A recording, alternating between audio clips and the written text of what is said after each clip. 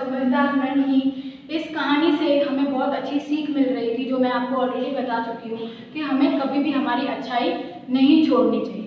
एक बार आगे की स्टोरी कंटिन्यू करने से पहले मैं आपको लास्ट वीडियो में सिर्फ हाफ स्टोरी ही करवाई थी। अब आगे की स्टोरी कंटिन्यू करने से पहले एक बार रिविजन कर लेते हैं कि हमने अभी तक कितनी स्टोरी कंप्लीट की है। सबसे पहले नन्ही सी बतख है स्टोरी में, जो दलदल में फंसे हुए एक बिच्छू को बचाती है और उसे उठाकर एक सूखे स्थान पर रखती है। लेकिन बदले में बिच्छू ने क्या किया? बिच्छू ने उसे डंक मार दिया। फिर क्या हुआ? नन्ही बतख ने बिच्छू से पूछा कि भाई तुमने मुझे डंक क्यों मारा? मैंने तो तुम्हारी मदद की, तुम्हारी हेल्प की, तुम्हें दलदल से निकालकर बाहर रखा, फिर तुमने मुझे डंक क्यों मारा? तो बिच्छू ने लापरवाही से क्या उत्तर दिया? ये तो मेरा स्वभाव है, मैं तो डंक मारता ही हूँ। तब नन्ही बतख को बहुत बुरा लगा और फिर वो वहाँ से चली गई अपनी माँ के पास। वहाँ पर उसने अपनी माँ को ये पूरी सी स्टोरी अच्छे से बताई कि माँ आज मेरे साथ ऐसा हुआ, मैंने बिच्छू को बचाया, फिर भी बदले में उसने मुझे डंक मार दिया। तब नन्ही की माँ उसे क्या समझाती है कि बेटा बिच्छू का स्वभाव ही ये है, वो डंक ही मारेगा, तू बार बार उसे बचाएगी तो भी वो बदले में तुझे डंक ही मारेगा। लेकिन यह बात नन्ही बतख को उचित नहीं लगी। उसने उस वक्त अपनी माँ से के सामने प्रण किया कि मैं बिच्छू की यह आदत छुड़वा कर ही रहूँगी, मैं उसे फिर से किसी और को डंक मारने नहीं दूंगी। यहाँ तक हमने एक स्टोरी कंप्लीट की थी। अब मैं आगे की स्टोरी आपको बता रही हूँ, ध्यान से सुनिएगा। कुछ दिन बाद बिच्छू के प्राण पुनः संकट में पड़ गए। पुनः का मतलब होता है फिर से। बिच्छू के प्राण पुनः संकट में पड़ गए। संकट का अर्थ होता है कि बिच्छू फिर से किसी तकलीफ में, किसी मुसीबत में फंस गया। इस बार वह पानी की धारा में जा गिरा और डूबने उतारने लगा। इस लाइन का मतलब ध्यान से समझिएगा। इस बार वह पानी की धारा में, मतलब आपने देखा होगा कि पानी का फ्लो ऊपर से गिर रहा होता है झरने के जैसा, वहां पर वो फंस गया और बार बार डूबने और उतरने लगा। यानी वो बार बार ऊपर आ रहा था फिर नीचे जा रहा था, इतने गहरे पानी के समुद्र में वो वहां फंस चुका था। फिर क्या हुआ? मौत सामने देखकर बिच्छू को नन्ही की याद आ गई। बिच्छू को याद आया कि हाँ, जब मैं लास्ट टाइम फंसा था तब मुझे नन्ही सी बतख ने बचा लिया था। उसे उस वक्त नन्ही सी बतख की याद आ गई। वह नन्ही को पुकारने लगा। पुकारना मतलब बुलाना। वो नन्ही को बुलाने लगा। नन्ही ने उसकी करुण पुकार सुन ली। यहाँ पर करुण का अर्थ है दया भरी, करुणा भरी। उसने बिच्छू नन्ही को बहुत प्रार्थना कर रहा था और उसे पुकार रहा था कि बहन मुझे आकर बचा लो, और यही पुकार नन्ही ने सुन ली। वह झपट कर बिच्छू के पास आ गई। सहसा ही उसके मन में विचार आया। सहसा का अर्थ होता है सडनली। उसने सोचा कि लास्ट टाइम इसने मुझे डंक मारा था तो मैं इस बार इसे क्यों बचाऊं? आपके साथ भी ऐसा होता होगा। अगर आपने किसी पर्सन की हेल्प की और वो पर्सन आपको सामने हेल्प नहीं करता है और उसने आपको किसी मुसीबत में डाल दिया, तो आप क्या सोचते हो? अब मैं इसकी मदद नहीं करूंगा या नहीं करूंगी। लेकिन यहाँ पर भी नन्ही बतख के साथ यही सिचुएशन हुई। नन्ही बतख ने क्या सोचा? वो विचार में आ गई, अब मैं इस गंदे स्वभाव वाले बिच्छू को नहीं बचाऊंगी। क्यों? क्योंकि उसने लास्ट टाइम जब आखिरी बार मैंने उसे बचाया था तब उस टाइम उसने मुझे बदले में डंक मार दिया था, जिसकी वजह से मुझे बहुत पीड़ा हुई थी। तो यहाँ पर नन्ही क्या सोच रही है कि अब मैं बिच्छू को नहीं बचाऊंगी क्योंकि वो बुरे स्वभाव वाला है। बिच्छू गिड़गिड़ाने लगा। गिड़गिड़ाना मतलब बहुत मिन्नत करना, यानी वो बहुत रिक्वेस्ट कर रहा था नन्ही सी बतख को कि प्लीज बहन मुझे बचा लो, बहन मुझ पर दया करो। नन्ही का मन डोल गया एक बीज। अब उसके मन में फिर से दया आने लगी। उसे लगा कि नहीं, मुझे इसे बचाना चाहिए। उसने सोचा हो सकता है इसने अपनी गंदी आदत छोड़ दी हो। नन्ही के मन में क्या आया कि हाँ, ऐसा हो सकता है कि जब पिछली बार मैंने उसे समझाया था कि अपनी आदत छोड़ दो, क्या पता आज उसकी आदत छूट गई हो, वो मुझे डंक ना मारे, वो सुधर गया हो। ये विचार उसके नन्ही के माइंड में चल रहे थे। उसके बाद क्या हुआ? नन्ही ने बिच्छू को दोबारा जीवन दान दिया। जीवन दान का अर्थ होता है कि अगर हम लोग किसी मुसीबत में हैं, हमारे प्राण संकट में हैं, तो अगर हमें कोई बचा लेता है उसे कहते हैं जीवन दान। तो नन्ही सी बतख ने बिच्छू को वहाँ पर बचा लिया। फिर क्या हुआ? बिच्छू अपने स्वभाव के अनुसार उसे डंक मारने के लिए आगे बढ़ा। बिच्छू ने फिर वही किया। उसका स्वभाव क्या है? मैंने आपको बताया, उसका स्वभाव है डंक मारना। तो बिच्छू ने क्या किया? फिर वो डंक मारने के लिए नन्ही के पास बढ़ चला। नन्ही उसका इरादा समझ गई, लेकिन नन्ही तो मैंने आपको बताया नन्ही बतख बहुत समझदार थी। वो बिच्छू का इरादा समझ गई थी। वह मुस्कुराकर बोली, बिच्छू बिच्छू भाई ठिठक क्यों गए? आओ डंक मारने आओ। नन्ही बतख ने सामने से उसे कहा कि क्यों इतना धीरे धीरे चल रहे हो? आओ मेरे पास आओ और मुझे डंक मारो। यह शब्द सुनकर जब नन्ही बतख ने उसे कहा कि आओ भैया मुझे डंक मारने आओ, क्यों खड़े हो गए हो? यह सुनकर बिच्छू बहुत आश्चर्यचकित हो गया और उसे बहुत शर्म आने लगी। उसे अपनी करनी पर बहुत पछतावा हुआ। उसके बाद आगे क्या लिखा है?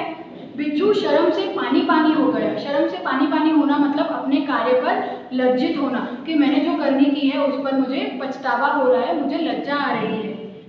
वह खिसियाकर बोला। खिसियाकर का अर्थ यहाँ पर आप देख सकते हो लिखा हुआ है लज्जित होकर, यानी शर्म गया था वो, उसको बहुत शर्म आ रही थी, उसे बहुत लज्जा आ रही थी कि मैंने इतना गलत किया था उसके साथ, फिर भी वो मुझे बचाने आई थी। खिसियाकर क्या बोला वो? बहन एक बात बताओ, मैंने सदा तुम्हारे साथ विश्वासघात किया है। विश्वासघात का अर्थ होता है कि धोखा देना। किसी ने आपके साथ अच्छा व्यवहार किया लेकिन आप उसके साथ बुरा व्यवहार करते हो, फिर भी तुमने मेरे साथ भलाई ही की, ऐसा क्यों? बिच्छू के मन में एक सवाल आया और उसने नन्ही बतख से पूछा कि बहन मैं तो हर बार तुम्हारे साथ विश्वासघात करता हूँ, तुम मुझे बचाती हो और मैं बदले में तुम्हें डंक मार देता हूँ, तो तुम मुझे बचाती ही क्यों हो? ऐसा क्यों? तुम मुझे बता सकती हो कि इस बार भी तुमने मेरे साथ भलाई क्यों की? नन्ही क्या बोली? समझदार नन्ही ने क्या उत्तर दिया? भलाई करना मेरा स्वभाव है, मैं तुमसे बदला लेने के लिए अपनी अच्छी आदत क्यों छोड़ दूं? नन्ही ने उसे बताया कि तुम्हारी आदत डंक मारना है और मेरी आदत है भलाई करना, तो मैं तुम्हारी वजह से अपनी अच्छी आदत क्यों छोड़ दूं? मेरा स्वभाव क्या है कि मैं सबकी भलाई करूं और सबको बचाऊं, यही मेरा स्वभाव है, और मैं तुमसे बदला लेने के लिए अपनी अच्छी आदत को क्यों छोड़ दूं?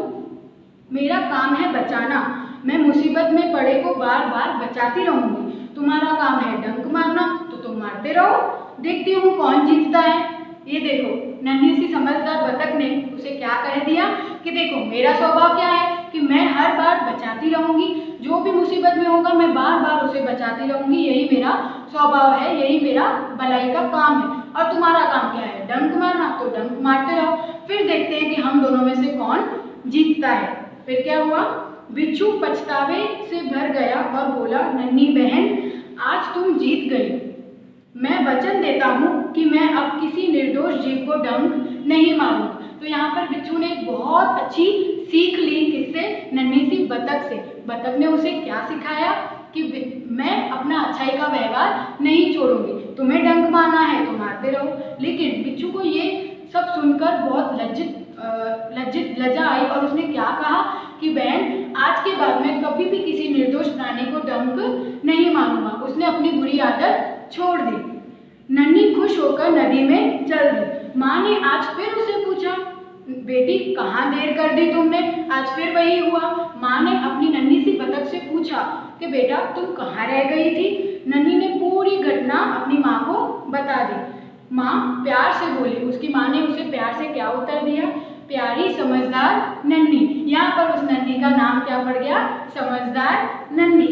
भले लोग अपनी बार बार भलाई से इसी तरह बुरे लोगों को भला बनने की राह दिखाते रहे। देखो मैं आपको ये स्टेटमेंट फिर से बता रही हूँ, भले लोग अपनी बार बार की भलाई से इसी तरह बुरे लोगों को भला बनाने की राह दिखाते हैं। नन्ही प्रसन्न होकर थिरकने लगी। यहाँ पर उसकी माँ ने उसे बहुत ही अच्छी बात बताई कि अगर जो भले लोग हैं, जिनका व्यवहार अच्छा है, जिनका स्वभाव अच्छाई से भरा है, अगर वो भलाई करते रहेंगे तो एक दिन ऐसा भी आएगा जो बुरे लोग अपनी बुराई छोड़ देंगे और सारा समाज अच्छाई की राह पर चलेगा। सारे लोग एक दूसरे के साथ भलाई का व्यवहार करेंगे।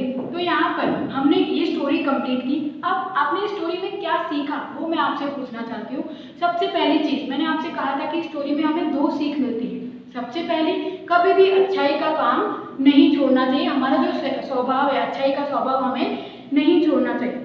दूसरी चीज़ क्या बोली गई है कि अगर कोई मुसीबत में है तो हमें उसे बचाने का एटलीस्ट हम ट्राई तो कर सकते हैं कि हम उसकी मदद करें, क्या पता हमारी मदद से उनका कुछ भला हो जाए। तो यहाँ पर इस स्टोरी में हमें ये 2 पॉइंट्स अच्छे से समझाई जा रही है, 2 सीख हमें मिल रही है कि अगर हम लोग भलाई करते रहेंगे बुरे के साथ भी और भले लोगों के साथ भी, तो बुरे लोगों का एक दिन ऐसा आएगा कि वो भलाई देख कर वो भी अपनी बुरी आदत छोड़ देंगे और भले बन जाएंगे। तो इस स्टोरी में हमें जो समझाया जा रहा है, आई होप आप सबको समझ में आया होगा कि नन्ही सी बतख कितनी समझदार है कि उसने दूसरी बार भी बिच्छू को बचा लिया और बिच्छू समझ गया कि अब यहाँ पर मेरी ही गलती है। उसे अपनी करनी पर बहुत पछतावा हुआ और उसने नन्ही से माफ़ी मांगी और उसने उस वक्त यह प्रण लिया कि आज के बाद वह कभी भी किसी निर्दोष प्राणी को डंक नहीं मारेगा। तो ये स्टोरी हमें बहुत अच्छी सीख दे रही है कि हमें कभी भी अच्छाई नहीं छोड़नी चाहिए। यहाँ पर बोर्ड पर मैंने आपके लिए हार्ड वर्ड्स लिखे हुए हैं जो मैं आपको स्टोरी के साथ ऑलरेडी समझाती जा रही थी। अब इस वीडियो के बाद मैं आपको हार्ड वर्ड्स का फोटो भी भेजने वाली हूँ। आपको ये स्टोरी अच्छे से सुननी है जो लास्ट वीडियो मैंने अपलोड किया है वो, and this is the second part of the story. आपको दोनों पार्ट्स अच्छे से सुनने हैं और ये हार्ड वर्ड्स भी देख लेने हैं। Then after in next video हम लोग एक्सरसाइज सॉल्व करेंगे। Till then